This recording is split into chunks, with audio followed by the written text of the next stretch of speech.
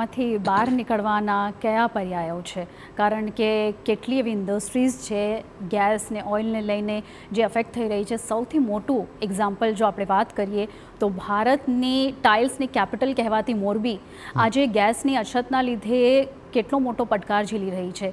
હવે એવું લાગી રહ્યું છે કે જે સમયે કોલસા વાપરી રહ્યા હતા એ સમય વધુ સારો હતો. શું માનો છો તમે?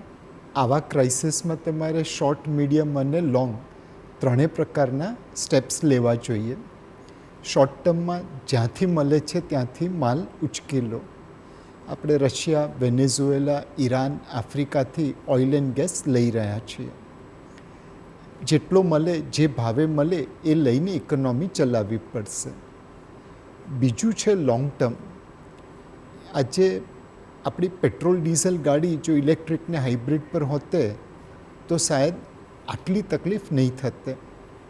આપણા ઘરમાં એલપીજી ગેસની જગ્યાએ આપણે ઇન્ડક્શન વાપરતા હોતે તો આટલી તકલીફ નહીં થતે. પણ આ વસ્તુ કરવા માટે તમારે કેટલાક સ્ટેપ્સ ઉઠાવવા પડે.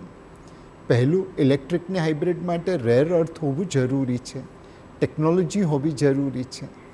ઉલમાંથી ચૂલમાં પડવાનો તો મતલબ નથી. મિડલ ઇસ્ટની ડિપેન્ડન્સી કાઢીએ અને ચાઇના પર ડિપેન્ડન્ટ થઈએ એ તો ઉલમાંથી ચૂલ જેવું છે. એટલે રેર અર્થની માસ્ટરી કરીએ, ઇલેક્ટ્રિક અને હાઇબ્રિડ ટેકનોલોજીની માસ્ટરી કરીએ. ઇન્ડક્શનમાં હેલ્થ રિસ્ક છે, જેમ માઇક્રોવેવ ઓવનમાં હતું પહેલાં એવી રીતે. આજે ટેકનોલોજી દ્વારા ઓવનને સેફ કર્યું એવી રીતે જ ઇન્ડક્શનને બી સેફ કરવું પડશે. એના પછી તમારે એનર્જી બનાવવી પડશે. Thermal power, nuclear power, solar power એ આપણી પાસે અબન્ડન્સ છે.